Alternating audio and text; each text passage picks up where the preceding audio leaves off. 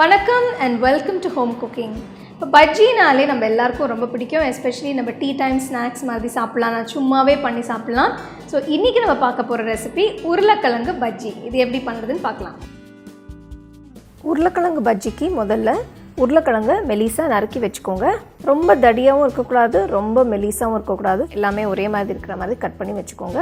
இந்த உருளைக்கிழங்கு பீசஸை தண்ணியில் போட்டு எடுத்து வச்சுக்கோங்க.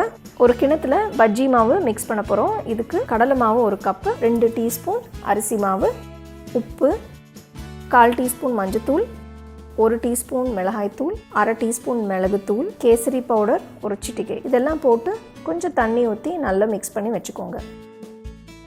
மாவு இப்போ பார்த்திங்கன்னா நல்லா திக்காக இருக்குது. திக்காக இருந்தால் தான் கொஞ்சம் அந்த உருளைக்கிழங்கு பீசஸ் போடும்போது மாவு ஒட்டும். இப்போ பஜ்ஜி போட போகிறோம். ஒரு கடாயில் எண்ணெய் ஊற்றி எண்ணெய் நல்லா சூடான பிறகு உருளைக்கிழங்கு பீசஸை மாவில் டிப் பண்ணி எண்ணெயில் போடுங்க. எண்ணெயில் போட்ட பிறகு ஒரு கோல்டன் ப்ரௌன் கலர் வர வரைக்கும் ஃப்ரை பண்ணி வந்த உடனே எடுத்து சர்வ் பண்ணுங்கள்.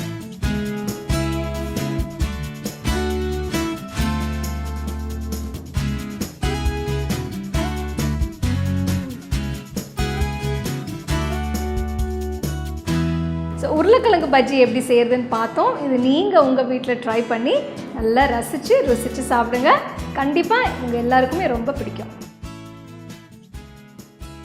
You can get a copy of our first edition of the home cooking book on Amazon and 21 Frames.